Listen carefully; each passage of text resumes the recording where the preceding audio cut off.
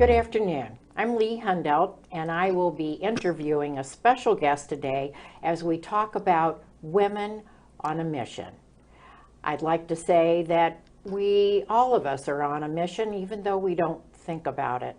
And I would like to talk to Anne, and we can hear her story that has led her to this point in life. And I'd like to introduce Anne. Hello, my name is Anne. I'm happy to see you again, Lee, and share with you some of the background of my story so that we can maybe both understand what this mission is. Well, I know at this point in your life, you're doing some work at St. Joseph Catholic Radio, and this is a job that has come after your career. Mm-hmm. And I know your career is the culmination of all your life experiences. And while you may not think of that as a mission, when we look back on our lives, that is in fact the case. So what did you do before you worked here at the radio station? Well, I've spent a good portion of my life in education.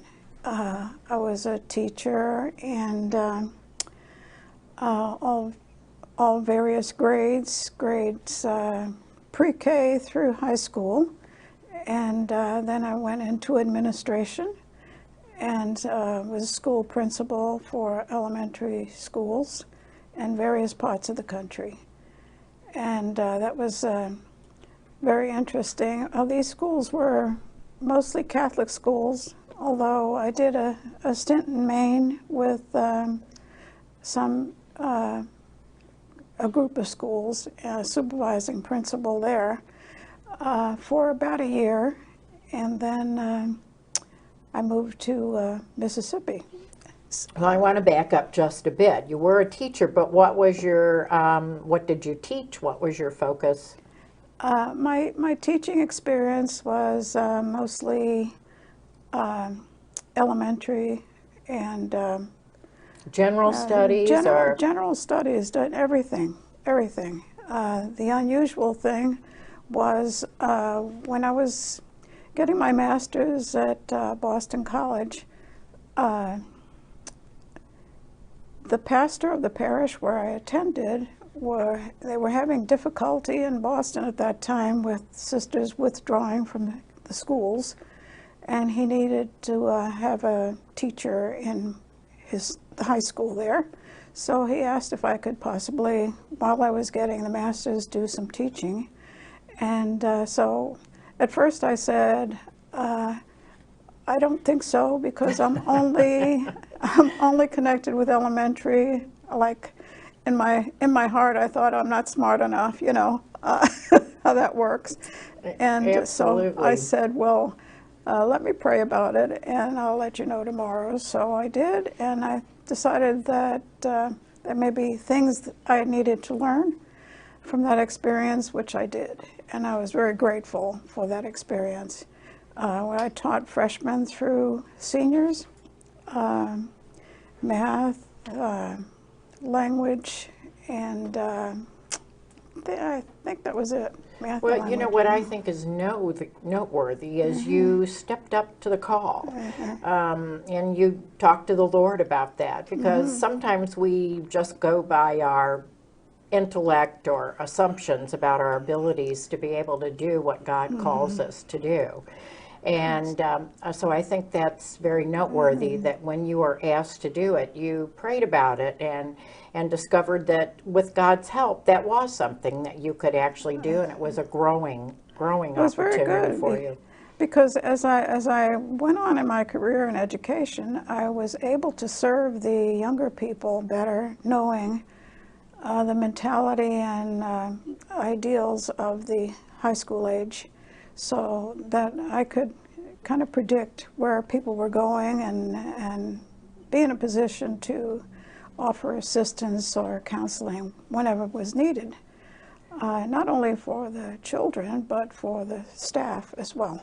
So predict as in their interests for a career or college? Right, right. Their life choices and things that they were interested in, where I could encourage them to pursue different things, or if I could see somebody going in a direction they shouldn't, I could maybe offer suggestions for something else. So your leadership abilities were really growing at that time. Was, definitely. I mean, do they ever stop growing, really?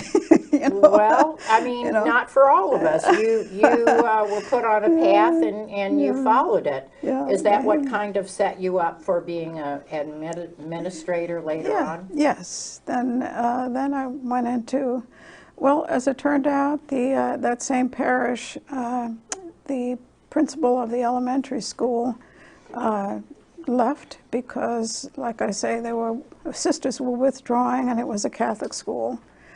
And so the pastor asked me then to consider taking the administrator's position there, which I did because that's what I had gotten my degree in. I don't know what in the world I was thinking, but but anyway, it was a beautiful experience. It was a lot to work with because the school was K-8, and they had a religious education program with about 500 students, in addition that I was also supervising. So it was a great experience. I had a great team of teachers, and two of the sisters actually decided to remain in the school.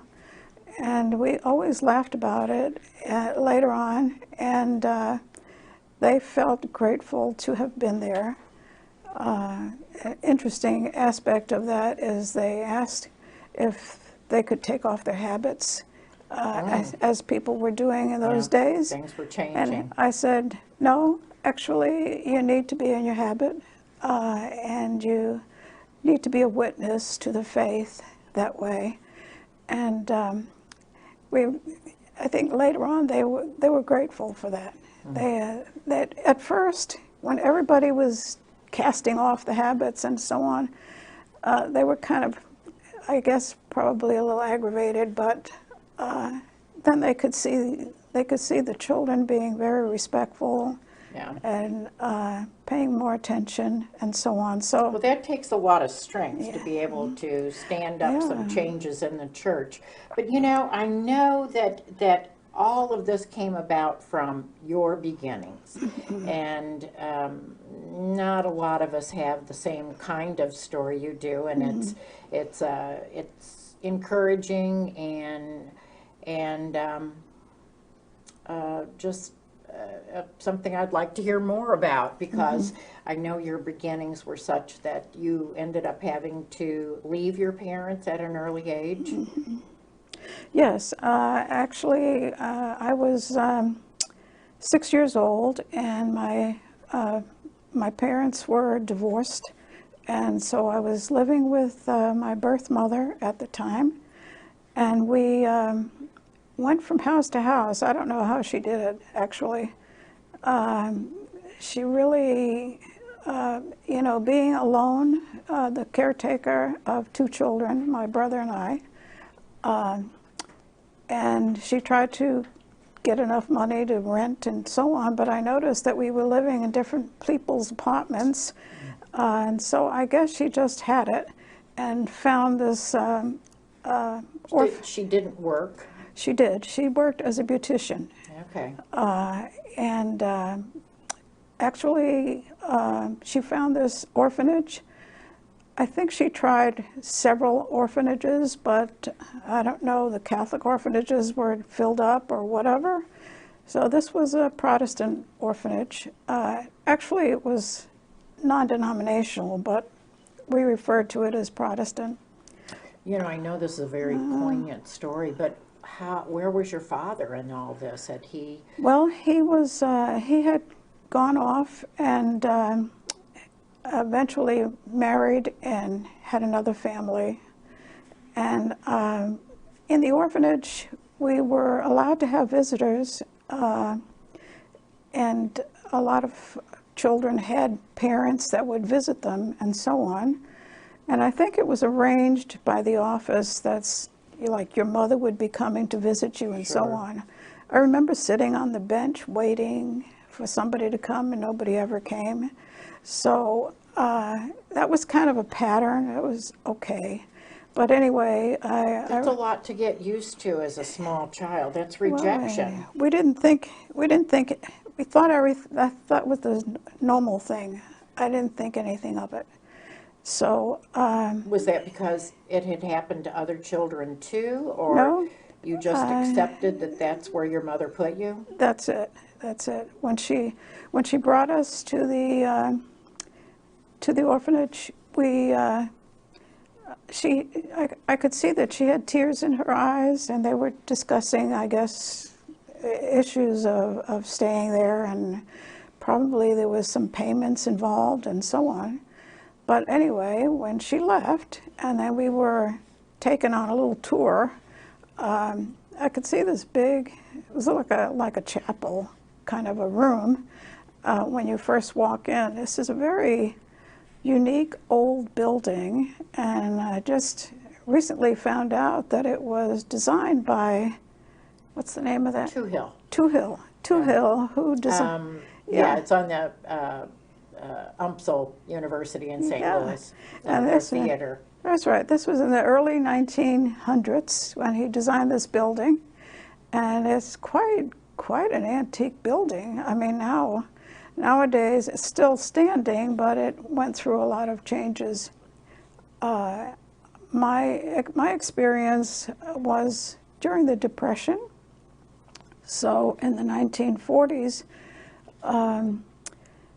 they only could house about 120 children there at the time, and they were divided into groups. Like you had the small girls, the senior girls, the intermediate girls in different dormitories, and the boys were put in another separate section. So I never saw my brother again because there was no occasion for us to ever get together. So I just want to ask, so somehow you felt loved and cared for in this situation? Well, we didn't, love didn't enter into my mind. I don't know how anybody else felt, but I just felt like, today you might say a robot. Yeah. You know, you just follow along, do what everybody does, period. Nobody talks to you. We didn't have any celebrations of any sort, no birthdays, no Christmas, no nothing. Sounds like you had a lot of acceptance. No, we had no toys, so to speak. You know, it was just eventually, after quite a few years there, they decided to build a library in one of the rooms. I went crazy over this library, and I read everything. Oh my gosh. But that was kind of a routine. I had no feeling of missing out on anything. We went to the local public school, and we were tormented, called home kids. There goes the home kids. But I didn't think anything of it. I mean, I just thought, well, that's true, you know, period. Well, you're kind of being prepared for the hardship of life that a lot of us don't have until we're adult and away from home and first jobs. Right. I think it was a way of helping me grow in understanding of people, especially children. And I could understand where they're coming from, what their needs are, in probably a deeper way than many other people. I would think so. I would think so. So if the children that I served in the various schools, I always found very unique experiences there, and was very grateful that I could be so inspired, and you know, on a daily basis with all these families and children. Interestingly enough, here I was in a position to guide families, and I never had one. So, well, you intuitively knew. Now, you say you were in a Protestant home, and you're working for a Catholic radio station. When did you become Catholic, or were you always? no, actually, Well, actually, I was baptized Catholic, but I never knew anything about the faith because we never went to church. But and in the orphanage, at some point, maybe not when I was 6 years old, but down the road a couple of years, there was some discussion about going to church, and well, we asked, well, where are the churches? You know, so a group of us would just on Sunday go find a church, you know, and it was. Do you know how old you were at that time? It might have been like 9 years old, like that. And so we found, like churches that would advertise, they had this special picnic or a special reading, you know, a story hour or something like that. And we would go to those churches and just change one after the other. A curious thing, when I was about 12, we were going to this Protestant church. It was Presbyterian church, and we joined the group of children there. And at one point, one of the directors asked me if I would give the homily for the whole parish the next Sunday. Oh my goodness! So, I don't know why. Well, I don't, you obviously were exhibiting something at that young age. I have you know, what's no clue. interesting is I think all of us have a desire to know our Creator, and clearly you responded to that, whether you knew that's what it was or not. I had no idea, and can't tell you what I said, but everybody was very pleased. Oh my I goodness! think it was So something. you had a natural talent. It must have been, but nobody ever. I mean, I didn't have any conversations with people, so I don't. You know, You had no way of knowing no whether way you of were knowing, doing a good job. right, or what I was doing. Basically, I just did what everybody told me as we went along. You know, like I said, the robot idea. Just, yeah, you go here, yeah, okay, you do this, yeah, okay. Well, that kind of sets you up for following the know. Lord. Yes. And so actually becoming Catholic was an interesting experience. As I got older, I was allowed to go visit my birth parents. And Your father also? yes. At a separate time, and his obviously. family, yeah. And then, so the woman that he married was Catholic. And so when I went to visit there, she suggested that I go to the Catholic Church. So I got directions and I walked over there. And she then suggested that I join the Catholic Church. So one time I knocked on the door of the rectory and I said, I want to be a Catholic. And I love that story. They called attention to the priest there, who was a beautiful, holy man, and he took an interest because he could see. About how old were you? It was about let's see, about 14 or 15, and so he encouraged me, gave me lessons so I could receive my first communion and first confession, and he directed me to the library, which I drunk in, you know, reading St. John of the Cross and Teresa of Avila and all these books. It's kind of advanced reading for a 14-year-old to be interested in. I know, but I just couldn't get enough of it. I thought, whoa, gosh, and maybe this was the lost thing in my psychological makeup. Well, here's someone who cares for me. Yes. It's called God. Yes. Oh my goodness.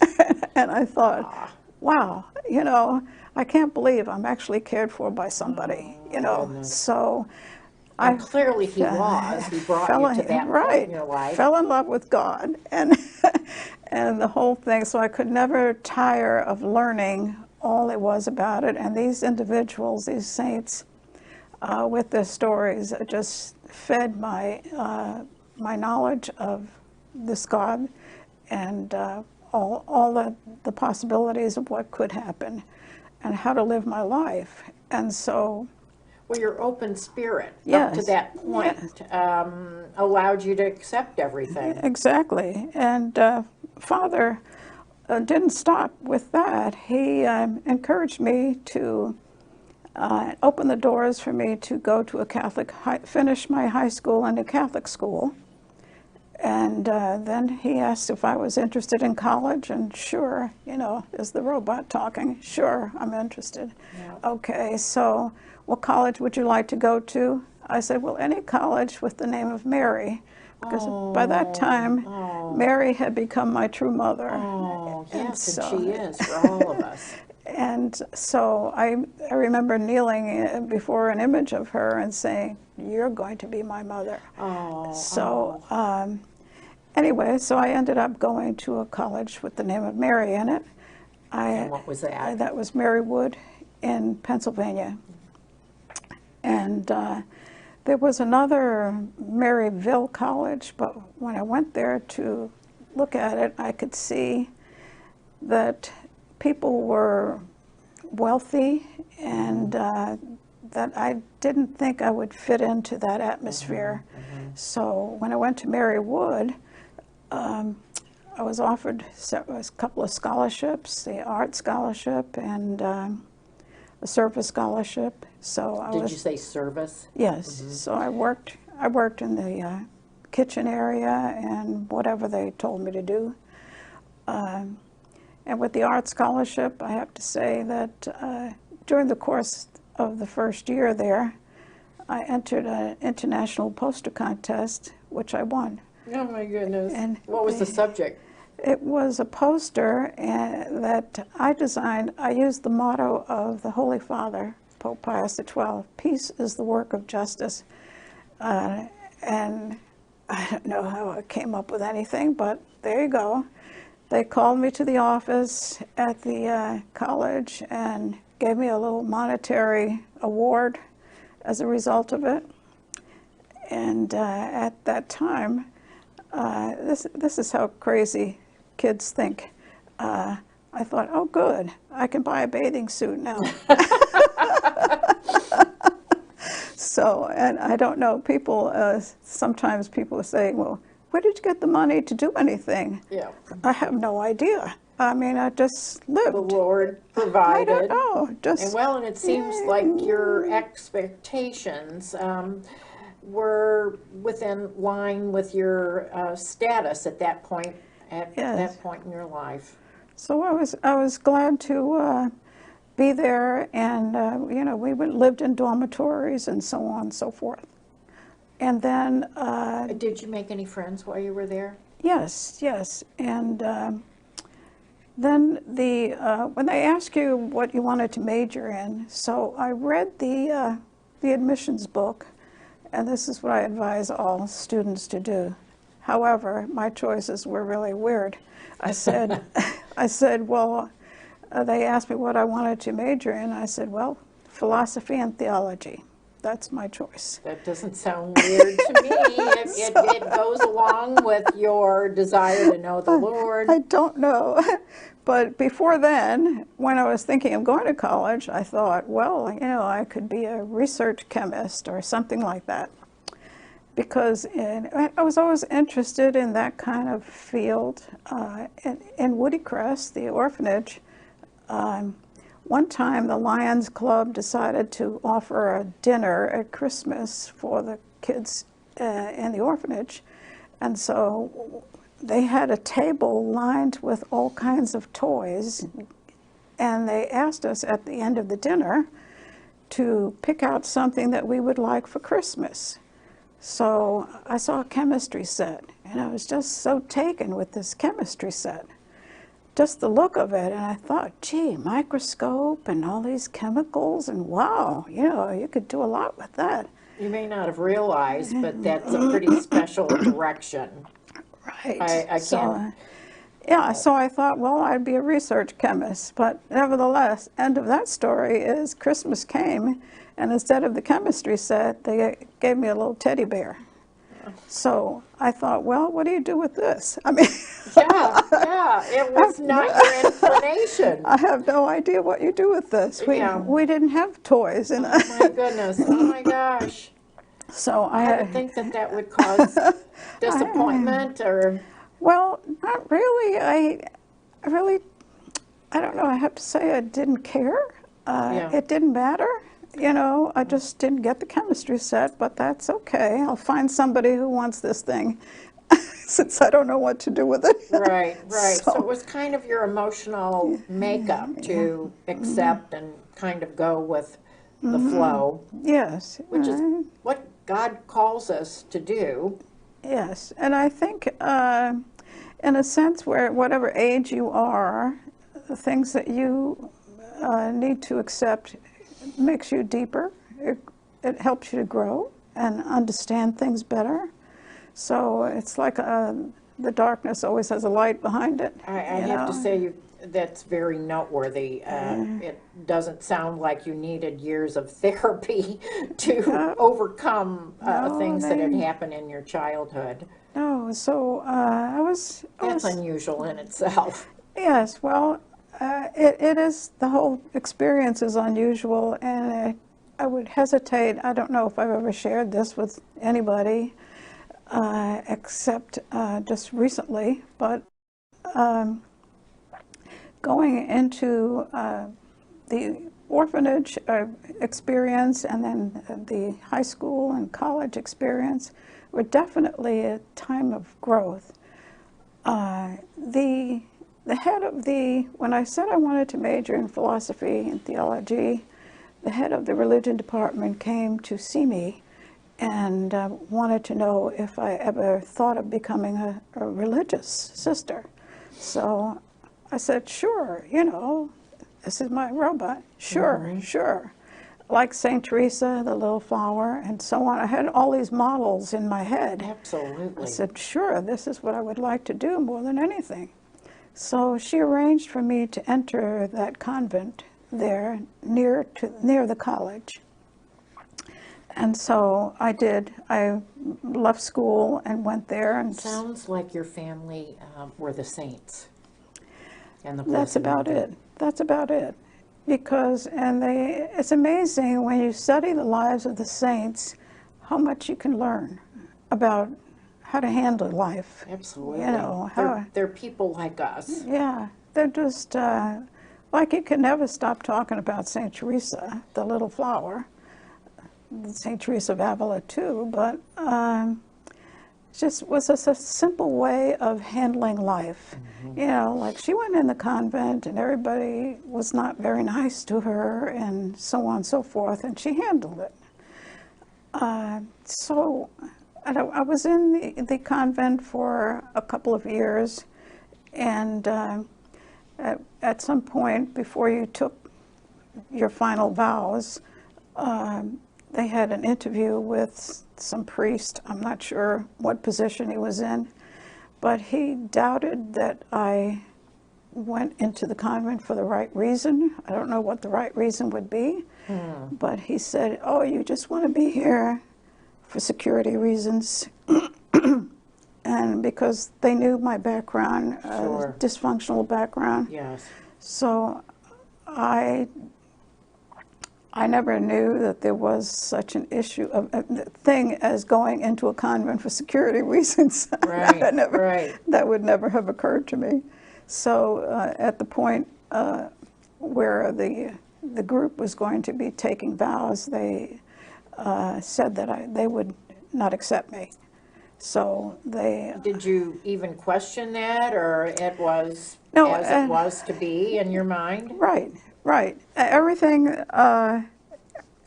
that we were told, it was like they said it was God's will. Yes. So you never questioned it. Yes. You never see it. Nah. So I just felt that was God's will. I was feeling sad about it. Yes. And all of that. And they wanted to know, you know, what I would be doing. I said, well, I could get a job cleaning houses. Oh, you know, with all your intelligence, that should not have been the first thought. So yeah, I could get a job cleaning houses because after all, I had a lot of experience cleaning floors and things at the convent. So I think that would have beaten down your spirit a little bit, being denied that opportunity. I don't know. Yeah, it was very difficult to handle that. But anyway, I didn't have anywhere to go, so they arranged for me to get a room in this place that they had. It's like a sort of a medical building where they took care of children, infants. Mm-hmm. So, and they had personnel that would help take care of the infants. Were you graduated from college at that time? No, I was like halfway. Okay, so you were still pursuing your degree. Well, I wasn't at that moment, but I did later. So that I was in that building taking care of the children, and about 6 months into it, one of the sisters came, and I wasn't allowed to talk to anybody, so I didn't. So I didn't see anybody or talk to anybody. So what was the intent of that? I don't know. So oh my goodness, that's what they said. So anyway. It was kind of interesting. The group of postulants, the group that I was with in the convent, we were all gathered out there one day, and we knew that there was going to be a meeting set up to decide whether we were going to be accepted. And so several of them said, "What would you say if you were not accepted?" And I said, "Well, I would say that I've given the best years of my life to my Lord, yes. Period." Yes. And then when it actually happened, I remembered that. Oh my goodness. So, but anyway, well, even in a small way, the Lord was kind of preparing you for that moment. Yeah, I could never, at first I thought, well, he's rejected me. Oh. I don't blame him. Everybody else has, Oh my goodness, yes. That kind of thing. You have to work through that. But anyway, the person that came to see me at the hospital where I was working offered the idea that I could go into this one of the southern states and teach because they needed lay apostles. You said 7 states. Southern. Oh, southern. Okay, excuse me. They needed like lay apostles, they call them. So I said sure, and so I became a lay apostle, so-called, and I went to Alabama, and there I was... I want to back up a bit. Explain what a lay apostle is. A lot of people may not know exactly what that means. Well, to me it meant like a lay person, not a religious sister, that goes to do religious work, And so, did you live with a religious community or no, on your own? They get an apartment for me within the diocese with another person, and they arranged for this lady to drive me to the school where I was going to teach, and this lady that was driving me to the school, she said a few months later, she said she always wondered because I never talked. Well, she wondered why she was driving you? Well, she always wondered about me because I never talked. Okay, I never said anything. Right. So, okay, I don't know.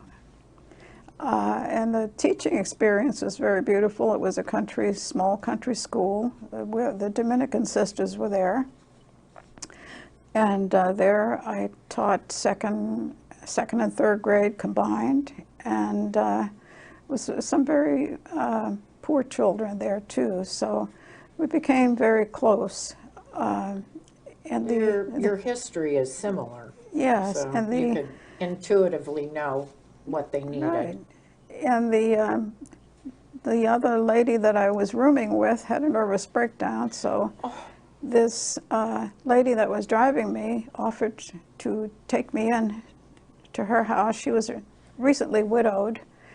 And so then eventually the superior of the school where we were both teaching suggested to this lady that she adopt me. Oh my goodness. So how old were you at this point? I was about maybe 20, 21, something like that. Interesting. And Well, I think they must have been looking out for your security, financial future. Well, I didn't have anything or anywhere to go or anybody to connect with. So, Right. and you know how dangerous that could be Absolutely. in today's culture? Oh my goodness, yes. I mean, who is this person? Gosh.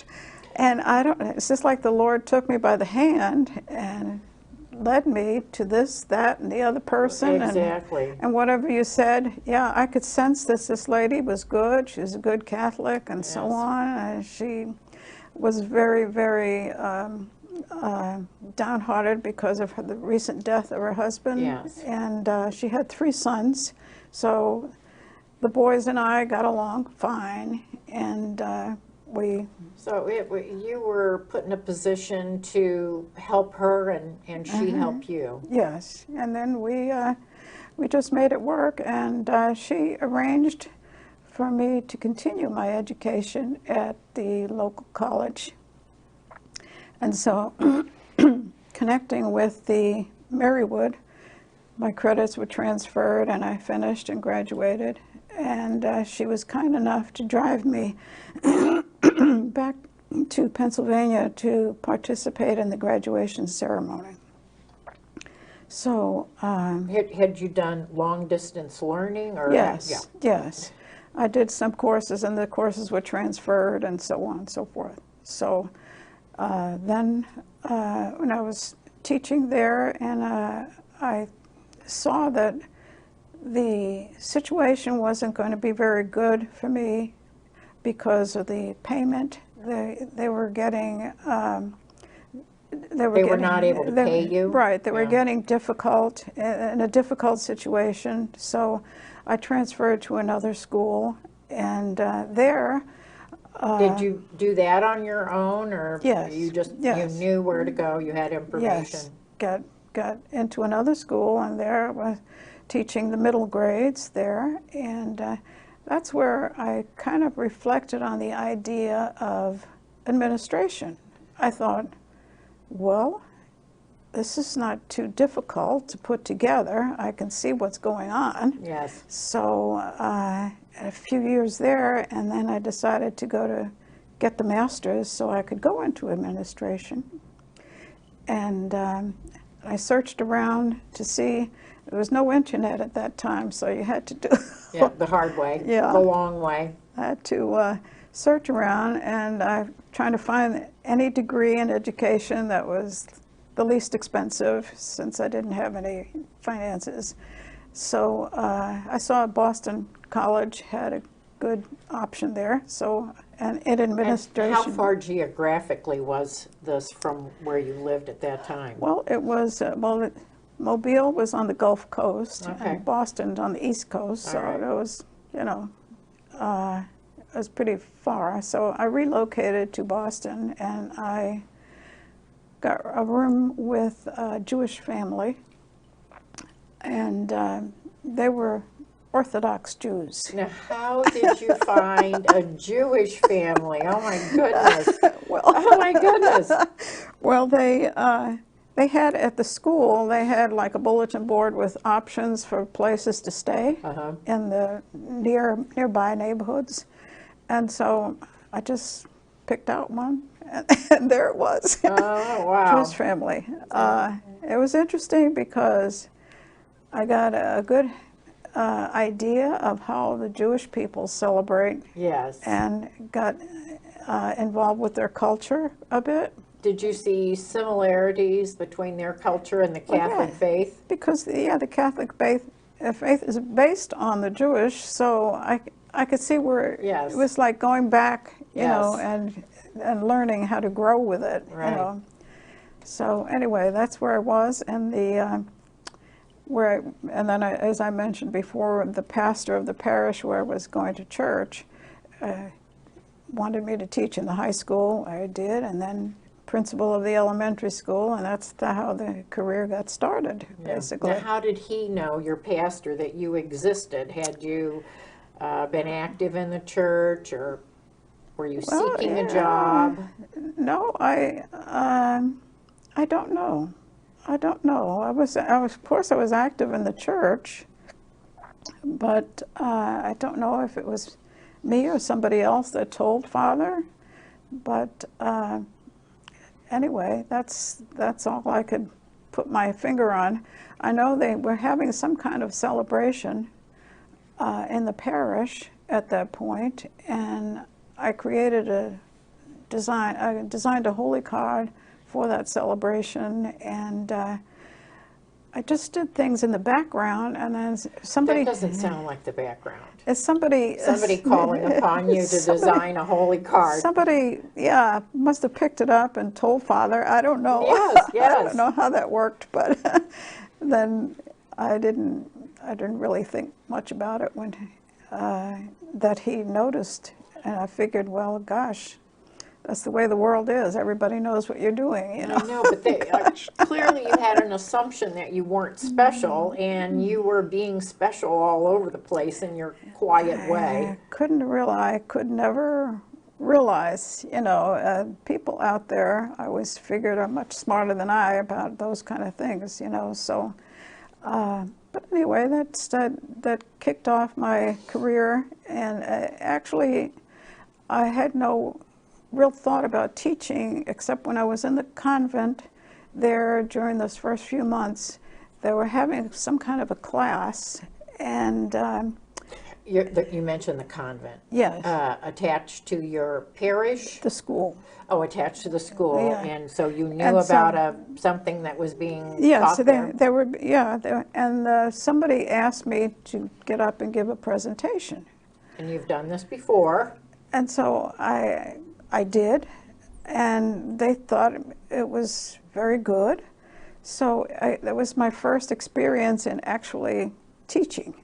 And so I felt like everything else, well, if you ask me, I'll do it, I'll try, you know. Well, certainly I'll try. that took a bit of preparation. Yeah, so I didn't understand that he had to have special skills or anything. I just did it, you know, so must have been a gift there. Yes, I don't know, absolutely. that I wasn't aware of.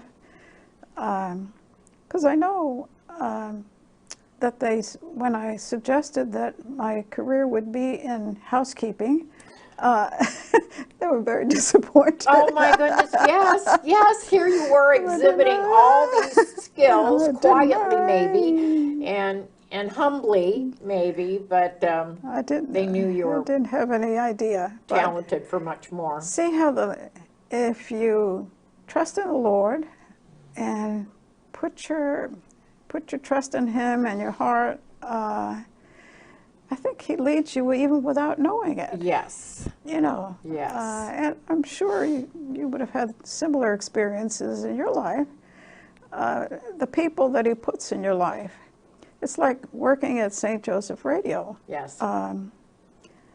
When I retired from schoolwork, I thought of offering my services as a volunteer somewhere.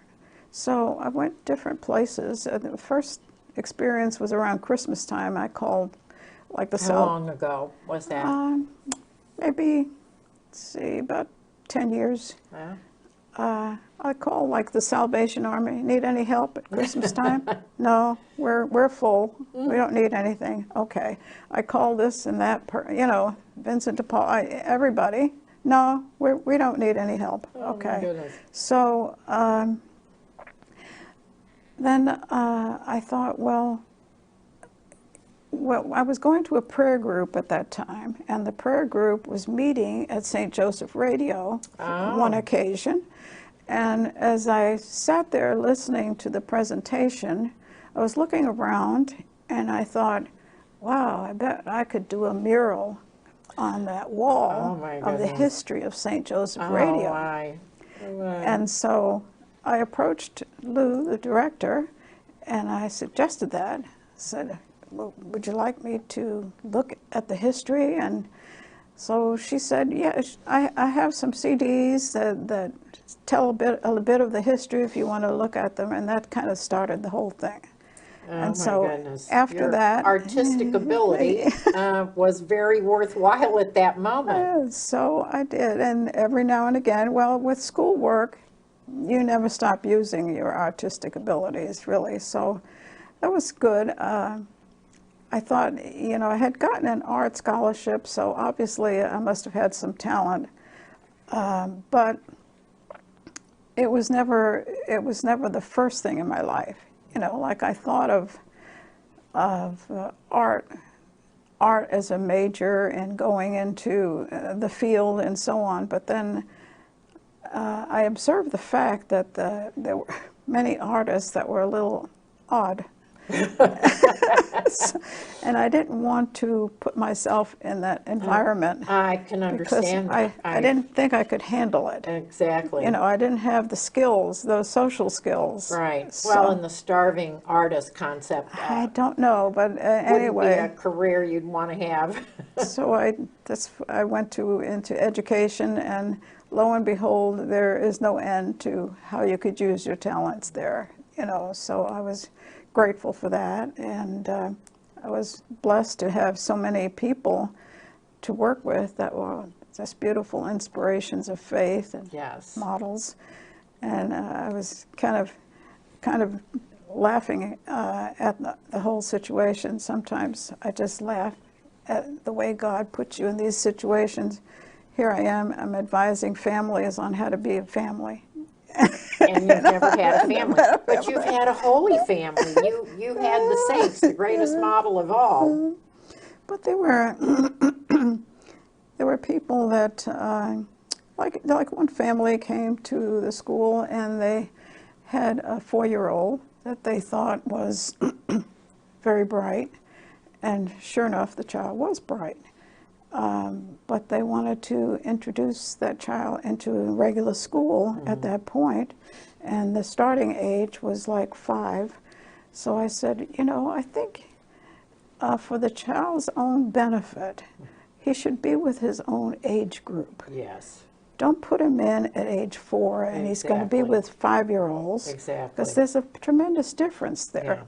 Yeah. And so maturity. they accepted that, and they came back a year later to thank me. Oh, And wonderful. they put the child in school. Wonderful. And they thanked me for that piece of advice. But it was things like that. Sometimes, of course, you have a lot of new parents too, and they don't quite know how to handle these situations. You have the bright child, you have the special needs child. And what do you do? Yes. So I was grateful that I could offer some advice to people like that. And Well, tell me, back to your artistic gift that you were able to offer Lou here at St. Joseph Radio, and your offer of a mural. Did that come to fruition? no, we got involved with too many other things. So although I do many other things within there's a special needs activities that we have, because it's a volunteer ministry. You depend on the volunteers to do this, that, and the other thing, and there's 1,000 things to do. So besides the office work and so on, and then you go on the road to conferences, which is a wonderful experience. So you coordinated volunteers, finding volunteers for the different jobs you needed done? I didn't. Lou is the master at that, and she finds people, I don't know, out of the woodwork, and she gets people to use their gifts here. And the way that she has of introducing them is a way to fulfill their ideals of ministry and volunteerism. So it's a great thing to observe. That the Spirit works with different people in different ways, and I don't feel like I'm pressed to make any real decisions at all, just answering the phone and so on. But you've responded to the Spirit all along the way, whether your guidance has been big or small, Right. day-to-dayness or career and life-changing. The mission is hard to, you can't really describe it, because it's like a mission from God. Yes. That we're here to offer the world information, the truth. You know, in our culture today, where truth is so shaky, or if it's out there at all, I mean, it's amazing.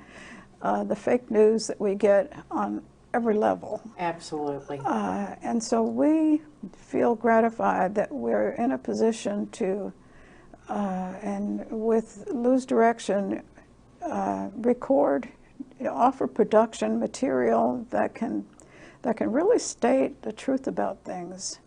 And anybody wants to know how to fix something or what the church is thinking on this or that is, just listen to some of the programs on SJEN TV, you know. Well, you're instrumental in being a big witness, even though you are quietly in the background. Yes, well, you'd always need people, you know, you always need people in the background to do these so-called little tasks, as we call it. But and I'm grateful that people put up with me, actually, with my limitations, you know. It doesn't sound like your limitations have hindered you at all. No, I'm just because perceived limitations. I get so much inspiration from being in this environment, knowing that there's a little something we can do. I don't know how the Lord handles all of this down falling that we've had in our culture. Yes. It's so sad to me that the Lord has done everything for us, and our response is so minimal, if we have any at all. I know people put the church down and put the teachings down and mix up everything, and gosh. Well, that's one of the things I like about our church is that it does have truth. It doesn't change over the millennia. Our culture and each individual, how they feel, what they think is good is what they think is the truth. I know, and it's very difficult. I don't know how young people do it these days, because I'm not sure if they really do. I know, they're being fed so much misinformation and directed in strange ways that you have to shake your head. But then I look at the Lord and I say, be patient with us. Have mercy on us. Our country needs those prayers. The whole world needs those prayers right now. Probably more than others. We can't pray enough, really. You know, and I often think about the time I was a Eucharistic minister for a nursing home, and the people there, when I first went, were kind of scattered and looking down, and nobody's talking and so on. I said, well, hey, does anybody have any prayer intentions that you want to pray for? You know, after all, when you get this age, our age, surely you know something you want to pray about. Absolutely. So they began little by little opening up and saying, oh yeah, I have this person and that person, my grandson, and so on. And then little by little we grew together. Absolutely. And we became a group. So I'm thinking those nursing homes, those facilities with the elder care, if they could just, like Bishop Sheehan said, wasted suffering. You know, if we don't use it to pray, if we could offer that suffering up. Well, hope. I see you gave them some hope, some focus. Right, and they began to feel good about themselves and feel like they're useful. You know, you could feel very isolated and useless. But there's a world, it'd make a world of difference out there if you would just learn to work with the Lord on the whole situation. Absolutely. So I just, and to see that need in folks in a nursing home. And they are oftentimes ignored. Right, and they each one have different stories. In fact, the school where I was working at the time, one of the classes went over to that same nursing home and tried to get a little bio of different people. Because some of them have very interesting stories. Absolutely. You know, after all these years, you have something to say, as you suggested. Absolutely. Well, I know you entered this interview very humbly, and we are talking about women on a mission, and the Lord had a mission for you, even if you weren't aware of that. And your yes was what got you to this point in your life. You responded to the mission that the Lord had. Well, I was grateful that he provided the tools to work out things, and you were gifted in ways and that the- you and the maybe people, didn't give yeah. yourself credit for. people that he surrounded me with to move me along, or Yeah. give me open doors and things like that. So I Yeah. was grateful for that. We can't really be grateful enough in this life for all of the opportunities that the Lord offers to us. Yes. I just hope that I haven't let him down. Well, as far as I can tell from your story, you haven't let him down, but Don't know. But anyway, it's good to have that hope that our faith yes, brings. yes, I feel so sad about people that have no faith. I don't know how they manage. no, You know, no. how do you handle the darkness in life Yes. without knowing that there's a light behind it? Yes, yes, I don't sucked know. into despair. Yeah. So and there's obviously a lot of despair these days, all the suicides, and so we can't really measure the gifts that God brings, even though they come through difficult circumstances. Yes, You know, sometimes the most difficult circumstances are the things that bring you the greatest gifts, Yes. if you let yourself be open to it. well, I like to say God is the original recycler. And that's He can take something bad Yes, and turn it into yes. something good. And- And you certainly took your long journey Mm-hmm. that was a very heart-rending journey and made something good about it, having said yes to the Lord, which has brought you to this time in your life where you're able to take all those talents and skills and soul and heart and continue to use them to good benefit, because I've had the opportunity today to learn about you, learn a little more about you, and Thank you. if I had only met you by saying hello to you over the phone, I'd never have an opportunity to hear how you got to this point in your life. We do all have a story, and we do all have a mission. Thank you. Thank you, Lee. You're welcome, Ann.